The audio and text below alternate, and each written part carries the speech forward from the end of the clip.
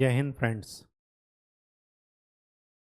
विश्व इतिहास की सीरीज हम लोगों की चल रही थी और विश्व इतिहास में हमने दो महत्वपूर्ण घटनाएं देखा जिन्होंने पूरे विश्व को बदल करके रख दिया और आज तक वो जारी हैं।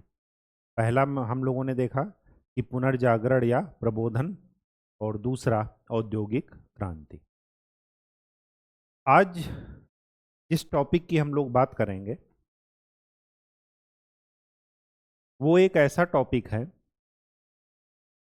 कि ये कह सकते हैं कि औद्योगिक क्रांति का पहला प्रभाव जो विश्व को दिखा भौतिक रूप में, मतलब विचारधारा के स्तर पर कि भाप का इंजन बन गया, लेकिन वो सभी को नहीं पता चला। लेकिन जो आश्चर्यचकित करने वाली बात थी कि औद्योगिक क्रांति क्या ऐसा भी कर सकती है, वो थी अमेरिका का स्वतंत्रता संघर्ष। और स्वतंत्रता संघर्ष वो वहाँ के लोगों के लिए था, लेकिन जो अमेरिका उसके बाद विश्व के सामने आया वो एक क्रांति थी, क्योंकि इससे पहले ऐसा कभी हुआ नहीं था। तो अमेरिकी क्रांति आज का हमारा टॉपिक है, तो स्टार्ट करते हैं।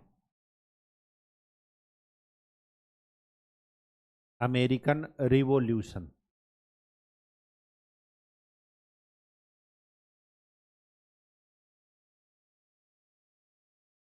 ठीक,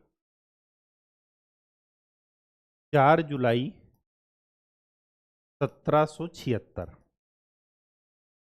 ये डेट याद रखिएगा। ठीक,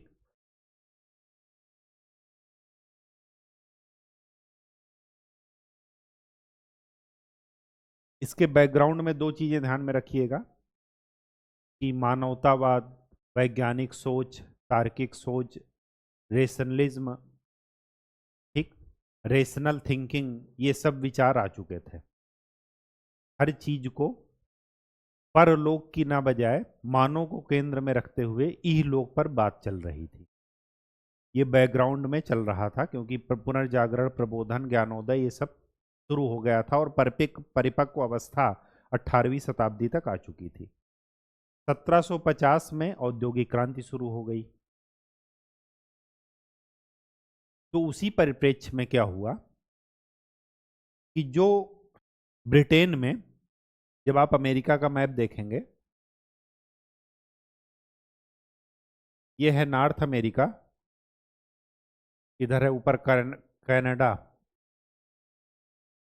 ये है यूएसए, फिर इधर है मैक्सिको, निकारागुआ, होंडुरास, ये सब। ठीक, फिर इधर है साउथ अमेरिका, दक्षिणी अमेरिका।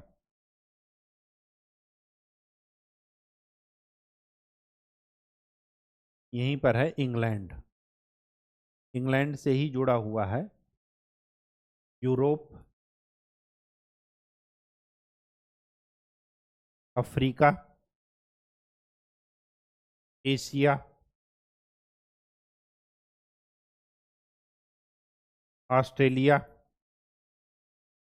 और न्यूजीलैंड। इधर है इंडोनेशिया वगैरह, एशिया के उसमें।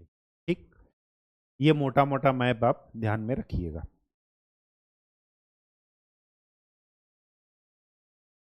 यहाँ पर शुरुआत से ही चर्च और धर्म के नाम पर इतना ज्यादा अत्याचार हुआ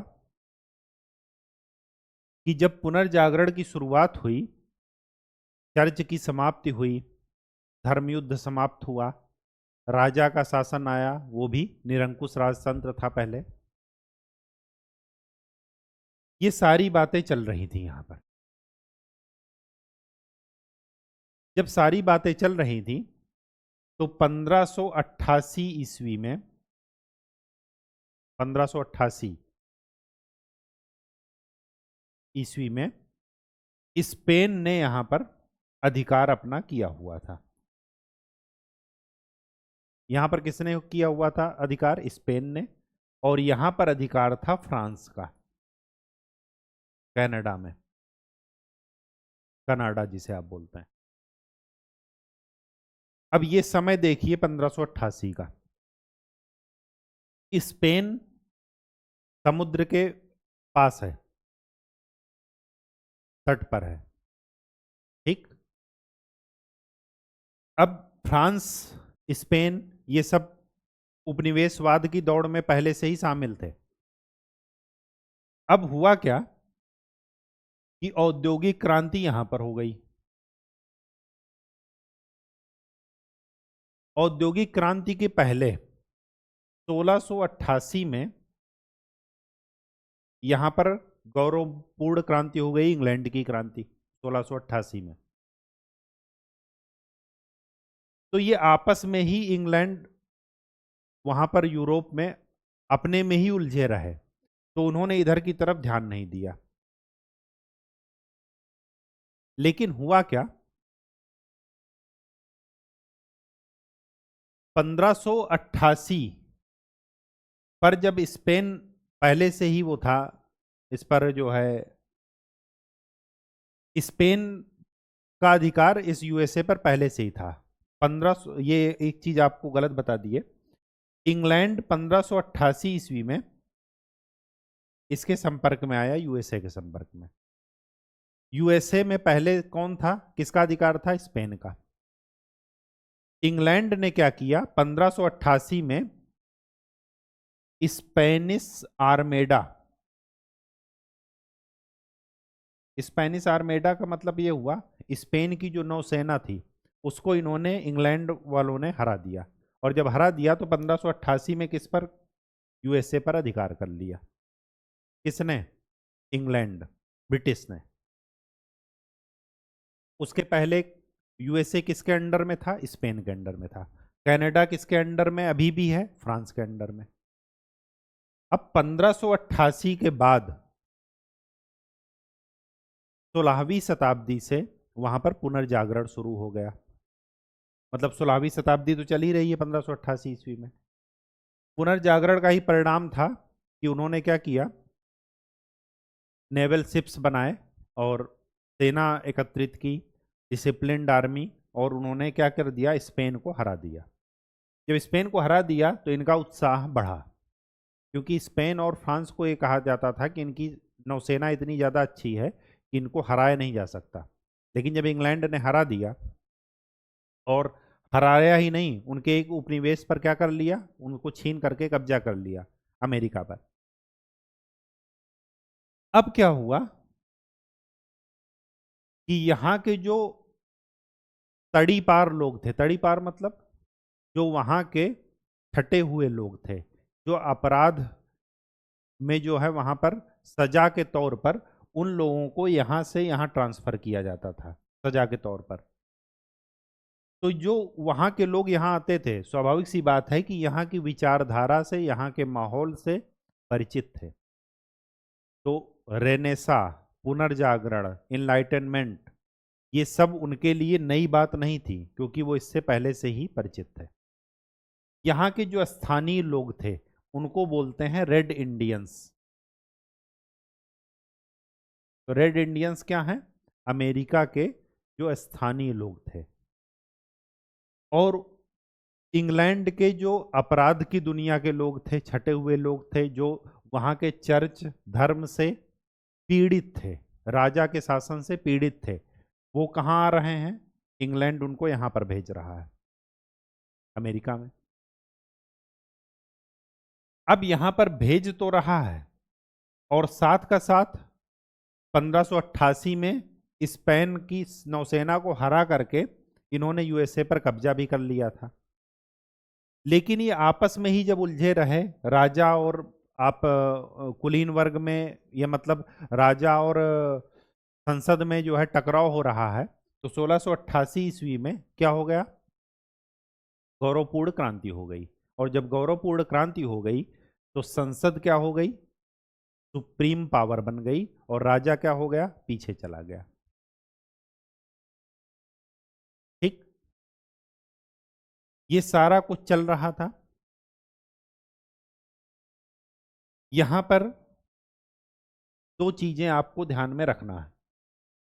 पहला, कि इस अमेरिकी क्रांति का आधार क्या था, किस वजह से ये हुई, बैकग्राउंड चल क्या रहा था। तो पहला बैकग्राउंड क्या चल रहा था, ये ध्यान में रखिएगा कि स्वतंत्र चेतना, स्वतंत्रता की भावना, पुनर्जागरण, मानवतावाद, इहलोकवाद, जो कुछ है इस संसार में ही है, सब कुछ मनुष्य की भलाई के लिए ही है, ये सारे विचार क्या है, इंग्लैंड में है, यूरोप में। और जो यूरोप के निवासी, इंग्लैंड के निवासी यहाँ पर आ रहे हैं यूएसए में, वो इन विचारों से परिचित है, उनके लिए स्वतंत्रता नई नहीं है। अब इसके बाद सेकंड जो बैकग्राउंड तैयार हुआ वो है दोषपूर्ण प्रशासनिक व्यवस्था। दोषपूर्ण क्यों है वो देख लेते हैं। दोषपूर्ण इस वजह से है क्योंकि यूएसए में एक स्थापित है गवर्नर, बैठाया गया है। ये गवर्नर रिपोर्ट किसको कर रहा है, इंग्लैंड के पीएम को।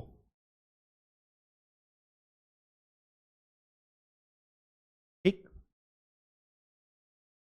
ये गवर्नर यहां पर दो तरीके से शासन चला रहा है। एक तो है मनोनीत सदस्य, मनोनीत का क्या मतलब है, जिसको वो नॉमिनेट कर रहे हैं। और दूसरा है जो अमेरिका में स्थानीय लोग, वहां से, कहां से, इंग्लैंड से निर्वासित होकर के यहां पर बसे हैं, तो वहां पर स्थानीय लोगों की, ये स्थानीय लोग रेड इंडियन नहीं है, ध्यान रखिएगा। स्थानीय लोग वो हैं जो आकर के क्या हो रहे हैं, बस रहे हैं यहाँ पर। स्थानीय जो रेड इंडियंस हैं उनको तो पता ही नहीं कि क्या हो रहा है, उनकी जमीन पर कौन आकर के कब्जा कर रहा है, ये कुछ मतलब नहीं था। इन दोनों की हेल्प से ये शासन चलाते थे गवर्नर, और गवर्नर बैठते कहाँ थे, यूएसए में, ये जो अमेरिका है। अब जो कर लगाने का अधिकार था,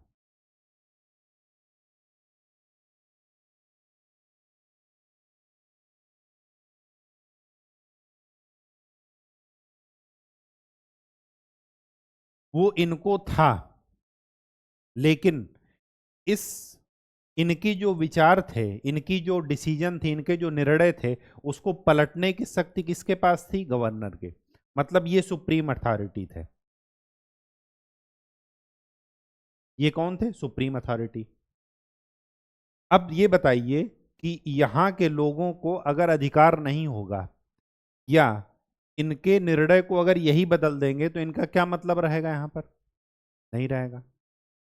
ये क्यों बदल रहे थे, क्योंकि ये जान रहे थे कि अमेरिका हमारा उपनिवेश है, और उपनिवेश हमेशा जो मदर कंट्री है, जिसका वो उपनिवेश है, उसके हितों की पूर्ति के लिए बना होता है। भारत में अगर ब्रिटिश ने कोई शासन प्रणाली लागू की, तो उसका उद्देश्य ये नहीं था कि इनको राज्यपालिका, न्यायपालिका, विधायिका, ये सब समझाना भारतीयों को। उनका मेन उद्देश्य था कि इसके थ्रू हम एक ऐसी संस्था क्रिएट करें कि हमारा शासन और सुदृढ़ हो, और ब्रिटेन के हितों की पूर्ति यहाँ से होती रहे।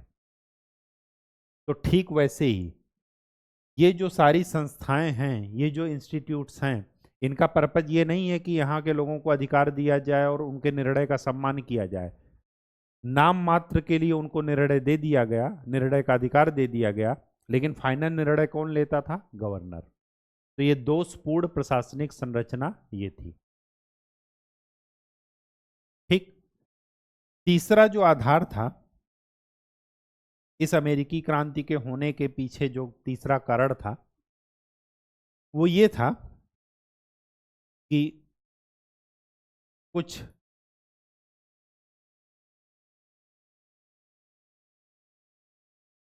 गैर कानूनी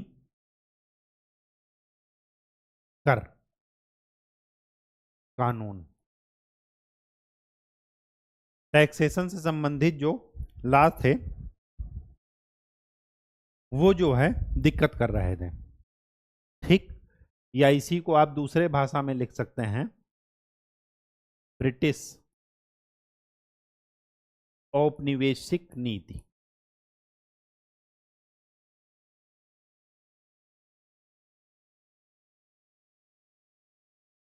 ब्रिटिश औपनिवेशिक नीतियों के तहत 3 चीजें आप ध्यान में रखिएगा।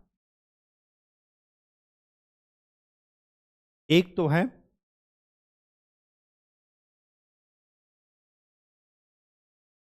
नौ परिवहन कानून, दूसरा है व्यापारिक कानून, और तीसरा है औद्योगिक कानून।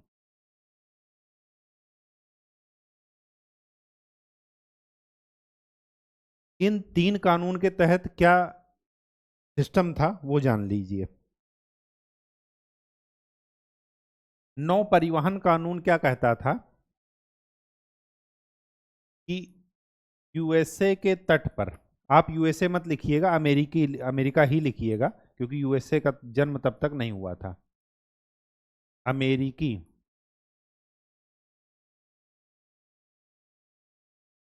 ओनली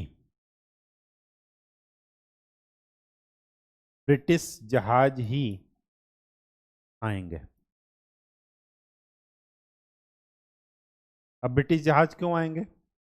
या तो कच्चा माल वो ले जाएंगे या बना हुआ ले आएंगे। अब अगर कच्चा माल खाली ब्रिटिश जहाज ही आएंगे तो कच्चा माल क्या करेंगे? मोनोपोली के हिसाब से सस्ते में ले जाएंगे, क्योंकि और कोई आ ही नहीं सकता उस मार्केट में। और जो बना हुआ सामान है वो मोनोपोली के हिसाब से महंगे में बेचेंगे। ये सबसे बड़ी समस्या थी नौ परिवहन कानून में। व्यापारिक कानून क्या कहता है कि कुछ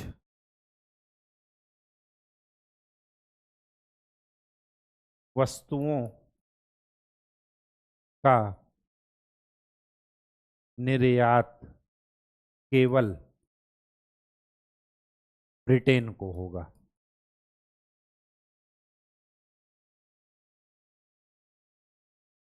जैसे जैसे तंबाकू, लकड़ी, कोयला। व्यापारिक कानून ये कहता है कि कुछ वस्तुओं का निर्यात अमेरिका के द्वारा केवल और केवल ब्रिटेन को ही किया जाएगा। अब वही बात कि जब तंबाकू के लिए वो अच्छा रेट देंगे, कभी नहीं देंगे। क्यों? क्योंकि वहां पर ये बाउंडेशन है कि तंबाकू केवल हमें ही बेचनी है, तो हमारे मन मुताबिक ही रेट आपको लेना पड़ेगा। और औद्योगिक कानून क्या कहता है कि जो वस्तुएं इंग्लैंड या ब्रिटेन के उद्योगों में बन रही हैं, उनका निर्माण अमेरिका में नहीं किया जा सकता। अब स्वाभाविक सी बात है कि अगर पार्ले जी ब्रिटेन में बन रहा है तो अमेरिकी लोग को अगर पार्ले जी खाना है तो वो अपने यहाँ नहीं बना सकते। इसका क्या मतलब है कि ब्रिटेन कच्चा माल ले करके व्यापारिक कानून के तहत कच्चा माल भी सस्ते में ले रहा है और अपने लिए बाजार भी सिक्योर किए हुए है। बेचने के लिए वो कह रहा है कि हम अमेरिका में बेचेंगे और अमेरिकी उसको नहीं बना सकते। ठीक, तो ये 3 जो है ऐसे कानून थे जिसकी वजह से अमेरिकियों को समझ में आया कि भाई ये क्या कर रहे हैं हमारे साथ। ठीक, अच्छा, ये सारे कानून ठीक हैं, लेकिन सबसे इंटरेस्टिंग बात ये थी, जो बेस तैयार हुआ वो था सप्तवर्षीय युद्ध।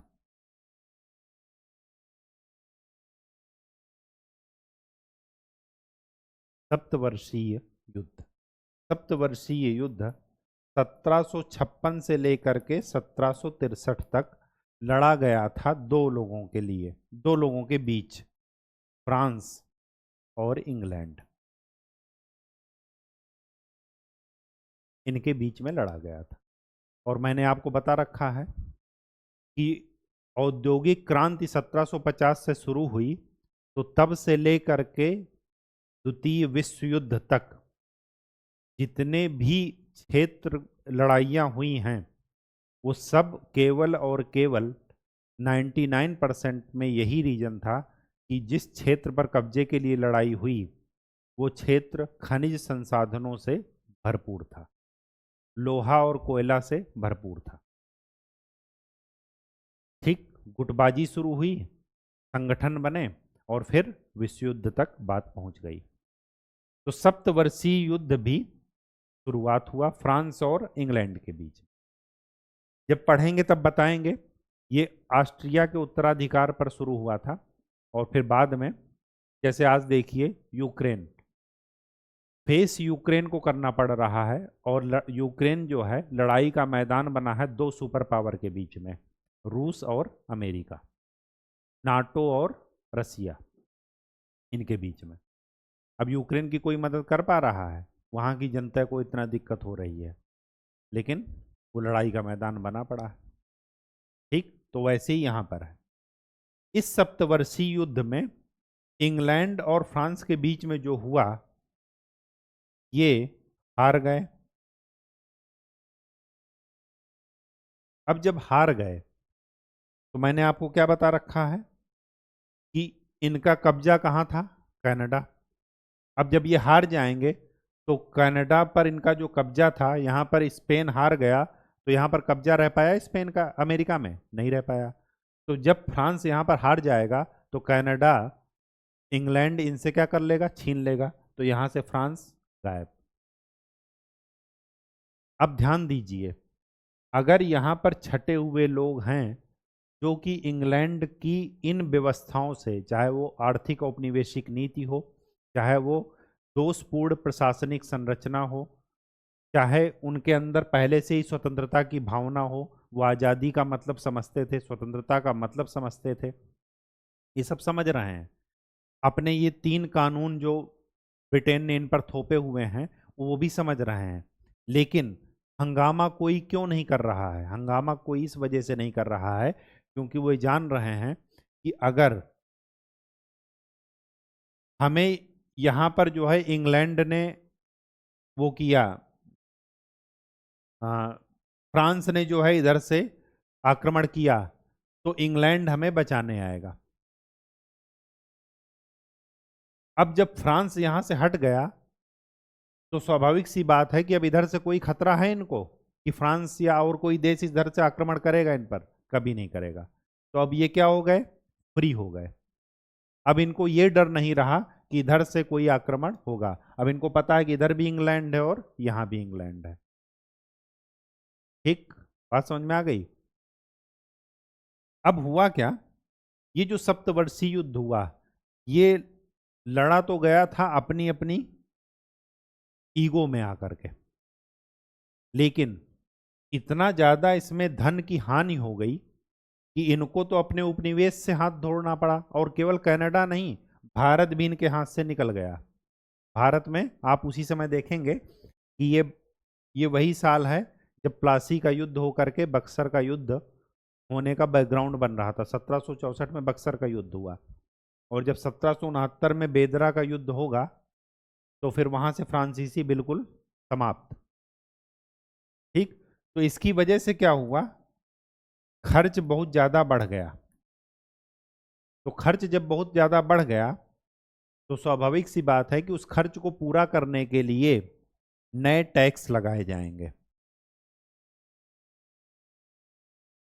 तो पांचवा पॉइंट क्या था? पांचवा पॉइंट ये था कि खर्च को, युद्ध खर्च को पूरा करने के लिए,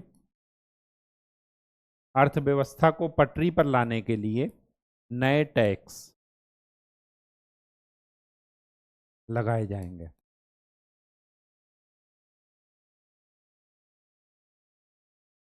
और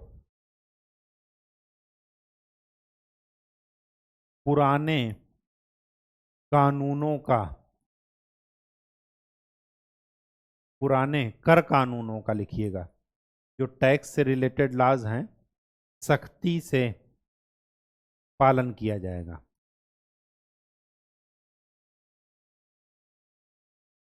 सख्ती से लागू किया जाएगा।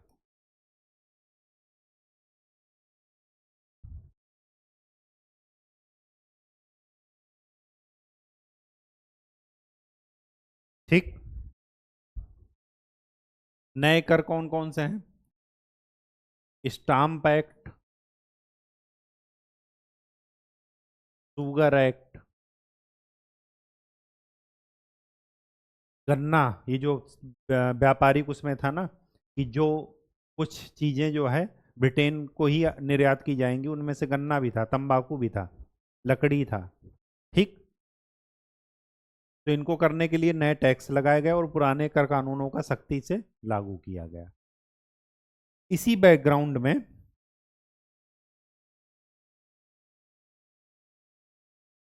ये सारी चीजें चल रही थी। इसी बैकग्राउंड में बौद्धिक वर्ग आ गया, इंटेलेक्चुअल क्लास आ गया। इन इंटेलेक्चुअल क्लास में तीन लोगों का नाम आप याद रखिएगा। ठीक। तीन लोग कौन कौन से हैं? एक तो हैं जेम्स ओटिस, दूसरे हैं सैमुअल एडम्स, और तीसरे हैं टॉमस पेन।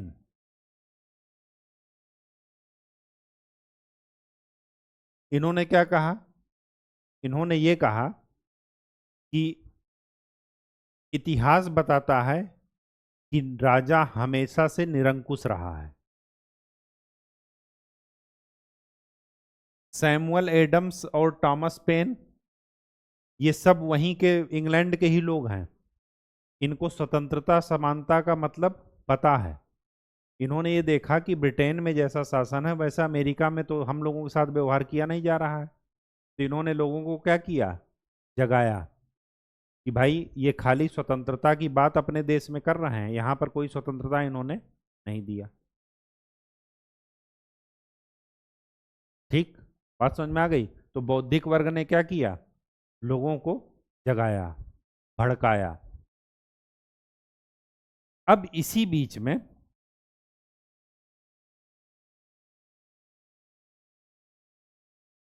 1760 की बात है ये। उस समय जॉर्ज थर्ड थे राजा, और इनके प्राइम मिनिस्टर थे ग्रेनविले।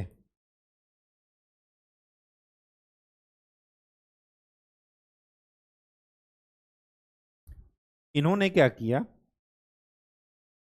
कि अमेरिका से आने वाली डाक को पढ़ लिया, और उस डाक में यही लिखा था क्या? कि जॉर्ज थर्ड ने, जब सप्तवर्षीय युद्ध चल रहा था, तो जॉर्ज थर्ड ने इनको कहा था कि प्रशासनिक कुशलता लाई जाए। तो प्रशासनिक कुशलता लाने के चक्कर में इन्होंने क्या किया? नए टैक्स लगा दिए, और फिर क्या कर दिया?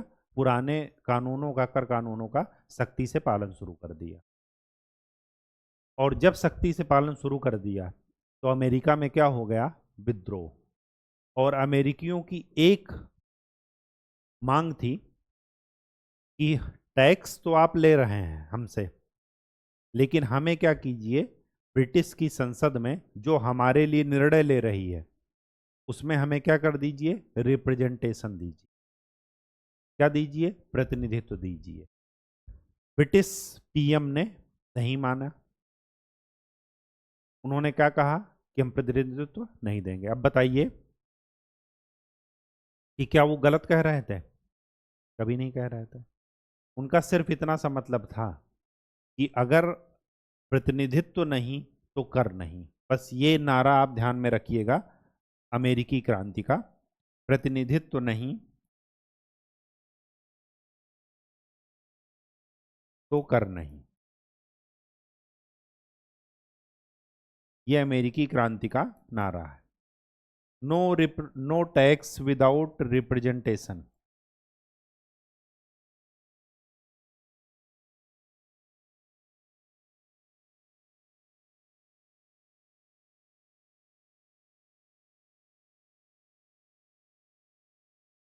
ठीक, इनको ये समझ में आया कि ये खाली स्वतंत्रता की बात क्या कर रहे हैं, बाहर ही बाहर कर रहे हैं, लोगों को स्वतंत्रता तो दे नहीं रहे हैं। यहाँ पर वैसा शासन नहीं है जैसा हम लोग इंग्लैंड में देख करके आए थे।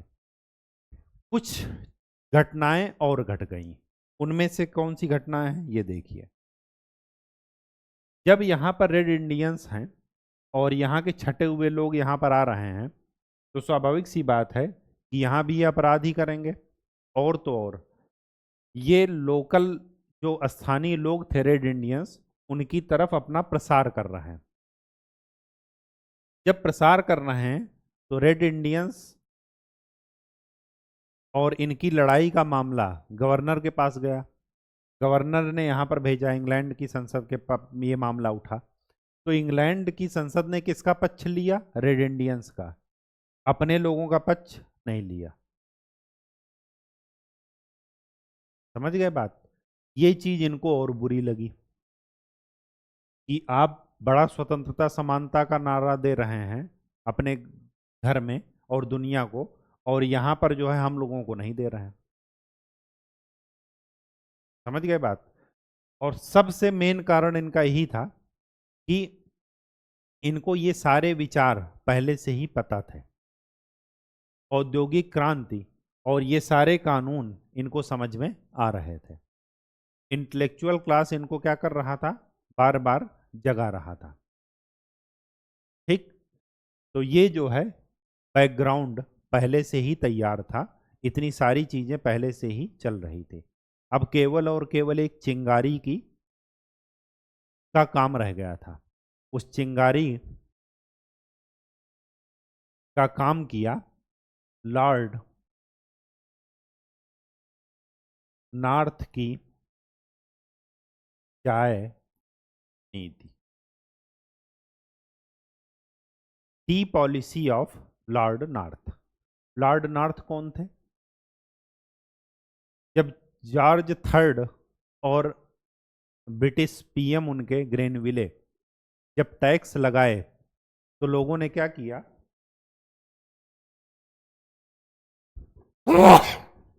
टैक्स का विरोध किया। जब टैक्स का विरोध किया तो ब्रिटिश संसद में मामला उठा। ब्रिटिश संसद में मामला ये उठा तो ब्रिटिश संसद ने क्या किया, ग्रेनविले की सरकार उस समय गिर गई, उस शुगर टैक्स और ये जो टैक्स लगा था उसके चक्कर में। ठीक, स्टैंप टैक्स और शुगर टैक्स के चक्कर में। तो पीएम ग्रेनविले की सरकार गिर गई, उनको इस्तीफा देना पड़ा। किसके चक्कर में, शुगर टैक्स जो नए कर लगाए थे और स्टैंप टैक्स। क्यों? क्योंकि अमेरिकी वही कह रहे थे कि जिस संस्था में हमारा प्रतिनिधित्व ही नहीं है उस उनको टैक्स ले हमारे ऊपर लगाने का क्या अधिकार है। तो फिर क्या हुआ, संसद ने समझदारी दिखाते हुए क्या किया, इन टैक्स को रद्द कर दिया, नए करों को रद्द कर दिया। और ये करने के लिए जो नया पीएम था उसका नाम था रॉकिंघम।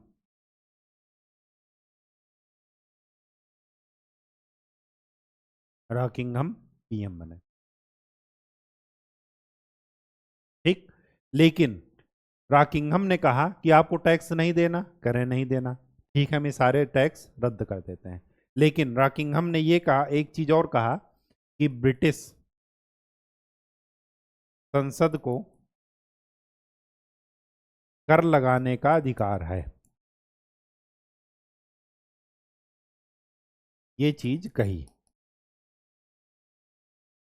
नए टैक्सों को रद्द कर दिया, साथ में ये भी कहा कि ब्रिटिश संसद को कर लगाने का अधिकार है। किस पर? अमेरिका पर। ठीक। अब इसके बाद क्या हुआ?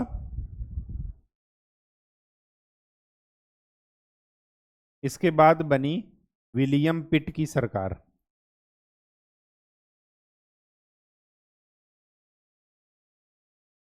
और इनके वित्त मंत्री थे टाउनसेंड।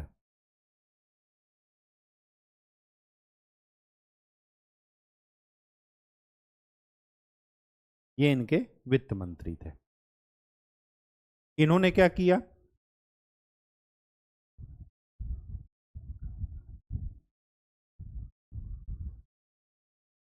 इन्होंने धातु पर, मेटल्स पर सीमा शुल्क, एक्साइज ड्यूटी, इस पर कर जो है लगाया और बढ़ा भी दिया उसकी दरें।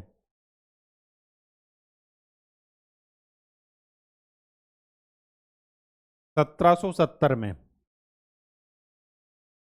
1770 में कौन आया? 1770 जब इनका विरोध जारी रहा तो टाउनसेंड योजना रद्द कर दी गई। अमेरिकी नहीं मान रहे हैं। लेकिन मोस्ट इंपॉर्टेंट, चाय पर कर रखा गया। ये चाय ना, ये लोगों को बर्बाद करके ही इसने छोड़ा और अभी तक जारी है। तो जैसे जैसे कर नए नए लग रहे हैं, ब्रिटिश वो अमेरिकी विरोध कर रहे हैं, वो ये भी कह रहे हैं, उनको समझा रहे हैं कि आपको ABCD पता है? कह रहे हैं हाँ बिल्कुल पता है। तो कह रहे हैं जब पता है तो हम लोग कर देने से आपको मना कर रहे हैं? कह रहे हैं नहीं, हम तो यही कह रहे हैं कि कर आप चाहे जितना ले लो, लेकिन हमें उस संसद में रिप्रेजेंटेशन तो दो। बताओ क्या गलत कह रहे हैं? सही बात कह रहे हैं ना? लेकिन जब बार बार ये लोग कर लगा रहे हैं, वो लोग मना कर रहे हैं, और एक अति ऐसी हो गई कि वो क्या हो गया कि जो शांतिपूर्ण धरना चल रहा था सैमुअल एडम्स के नेतृत्व में, तो क्या हो गया? वहां पर गोलीबारी, नरसंहार हो गया, जैसे जलियांवाला बाग कांड में हुआ। और जब नरसंहार हो गया तो ब्रिटिश पूरी तरीके से हिल गए। ये सब 1770 तक हो गया था। चाय पर कर रखा गया और ये सारी घटनाएं होती गई। अब हुआ क्या? 1770 का जो दशक था, आप सोचिए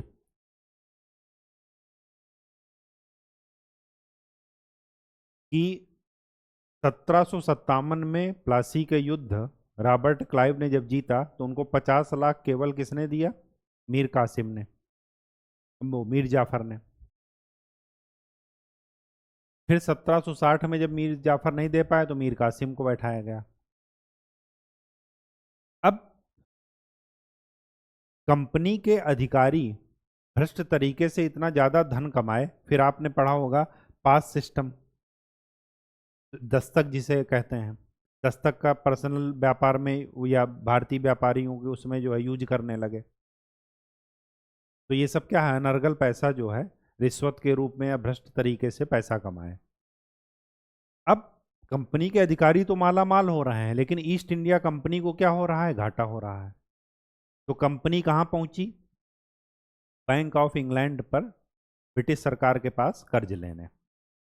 अब जब कर्ज लेने पहुंची तो ब्रिटिश संसद को या ब्रिटिश गवर्नमेंट को पहली बार ये राइट मिला, ये मौका मिला कि वो कंपनी के प्रशासन पर नियंत्रण रखे।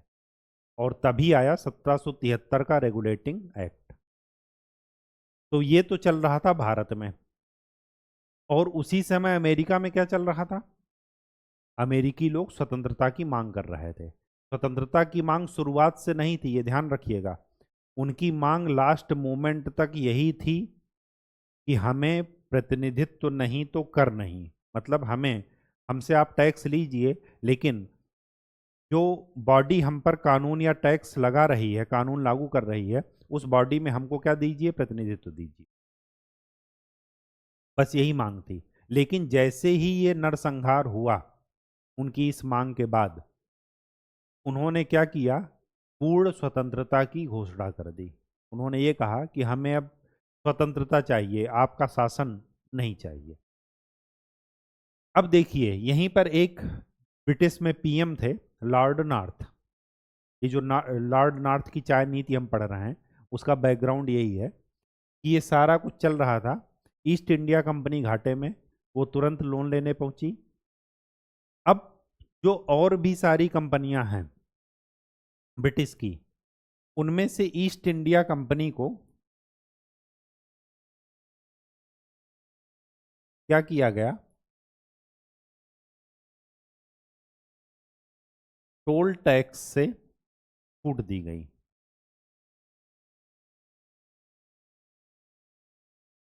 ईस्ट इंडिया कंपनी को ही क्यों दिए? क्योंकि घाटे में यही थी।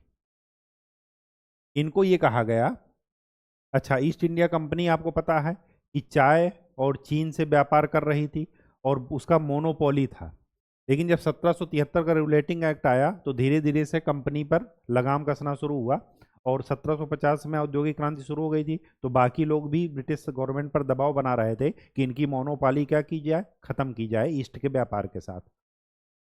ठीक, तो एक दूसरी चाय की कंपनी थी, उसका नाम मैं भूल रहा हूँ, बेकर करके कुछ थी चाय की। ठीक, और भी दो तीन कंपनियां थी।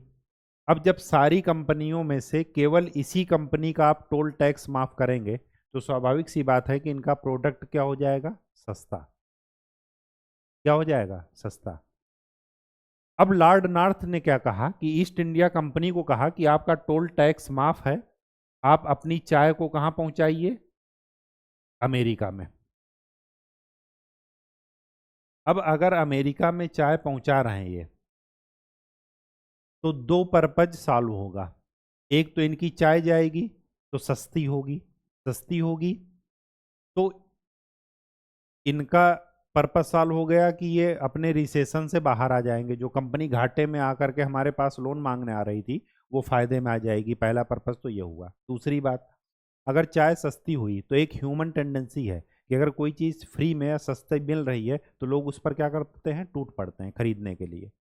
तो जो ब्रिटिश पीएम लॉर्ड नॉर्थ थे, उन्होंने यही सोचा कि अगर ये सस्ती चाय अमेरिकी बंदरगाह पर जाएगी तो अमेरिकी लोग टूट पड़ेंगे इसको लेने के लिए, और जब दौड़ेंगे लेने के लिए, तो इनका दो पर्पज सॉल्व हो जाएगा। पहला, तो कंपनी घाटे से बाहर निकल जाएगी क्योंकि इसकी चाय बिक जाएगी, सस्ती है।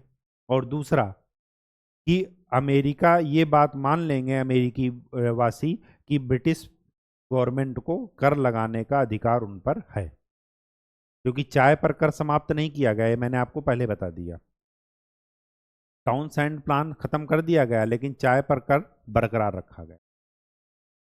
लेकिन जैसे ही इसका जहाज, अमेरिका के आप मैप में देखेंगे, बोस्टन पहुंचा, बोस्टन बंदरगाह, लोगों ने क्या किए?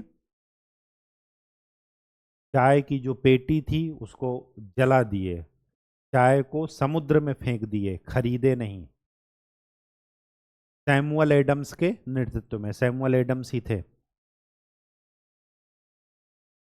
ठीक, बेंजामिन फ्रैंकलिन थे। बेंजामिन फ्रैंकलिन क्या है? और इसी घटना को बोलते हैं Boston T party, BOSTAN T party. तो बोस्टन टी पार्टी और कुछ नहीं है, ये अमेरिकी स्वतंत्रता, अमेरिकी क्रांति का तात्कालिक कारण था।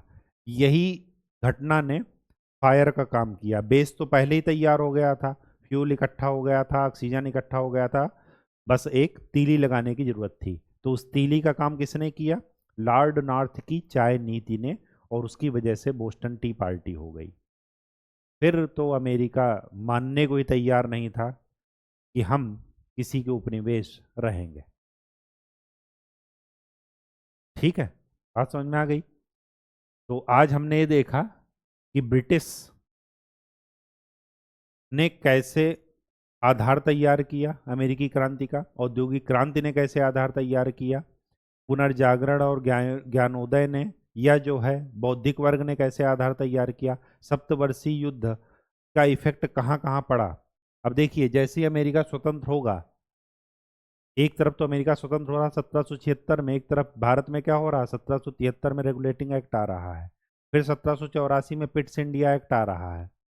एक तरफ अमेरिका स्वतंत्र हो रहा, दूसरी तरफ भारत पर क्या हो रहा है, मजबूती से पकड़ स्थापित हो रही है। ठीक, बात समझ में आ गई। तो आज के लिए इतना ही। नेक्स्ट लेक्चर में हम लोग इसके प्रभाव के बारे में बात करेंगे।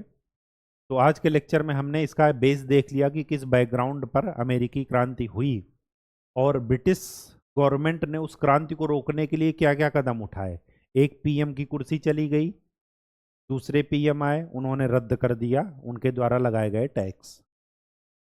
ये टैक्स वैक्स पहले भी थे, लेकिन उन कानूनों का पालन पहले से नहीं किया गया। क्यों? क्योंकि ब्रिटिश अपने आप में ही उलझे रहे।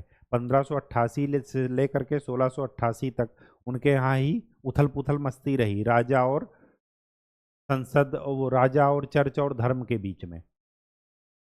ठीक, जब वो थोड़ा सा स्वतंत्र हुए तब तक जा करके फिर ये सप्तवर्षीय युद्ध और बाकी सारी चीजें तब तक में देर हो चुकी थी। ठीक, अब क्या हुआ कि इतना बैकग्राउंड के बाद ब्रिटिश पीएम, ब्रिटिश गवर्नमेंट ने, ब्रिटिश संसद ने, इंग्लैंड ने क्या क्या रोकने का प्रयास किया कि उस क्रांति को रोका जा सके। तो एक पीएम को इस्तीफा देना पड़ा, दूसरे पीएम आए, उन्होंने कहा कि ये कर रद्द करते हैं लेकिन हमें कर लगाने का अधिकार है। फिर तीसरे पीएम आए, फिर उनके वित्त मंत्री ने नया नया काम किया, लेकिन अमेरिका किसी भी बात पर राजी होने को तैयार नहीं था। ऐसा क्यों था? क्योंकि अमेरिका क्लास छोटे बच्चा नहीं था, 1 2 3 क्लास के बच्चा नहीं था जो ऊट पटांग क्वेश्चन पूछता रहे। वो एक क्लास 12th का लड़का हो चुका था कि जिसको कॉलर खोल कर चलना है, बाल ऊंचा करके चलना है, और वो अपने आगे किसी को नहीं वो करता। आप किसी 12th क्लास के लड़के से कुछ भी मैटर पर बात कीजिए कि हाँ ये दिक्कत हो रही, वो दिक्कत हो रही है, वो परेशान कर रहा, उसने ऐसा बोल दिया, वो तुरंत लड़ने झगड़ने को तैयार हो जाते हैं। क्यों? क्योंकि वो जो हार्मोनल चेंज उनमें आते हैं, वो ऐसा सोचते हैं कि सुपरमैन या शक्तिमान वही हैं, जबकि ऐसा नहीं है। क्यों? क्योंकि उनके पास एनर्जी तो है लेकिन अनुभव नहीं है। तो जो 1776 1770 का अमेरिका है, वो क्या है?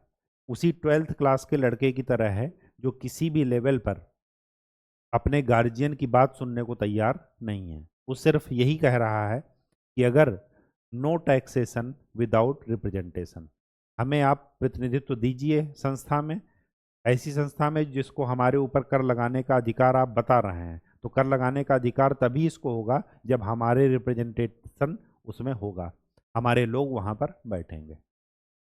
ठीक, तो आज के लिए इतना ही। नेक्स्ट लेक्चर में हम लोग इसी के परिणाम की बात करेंगे।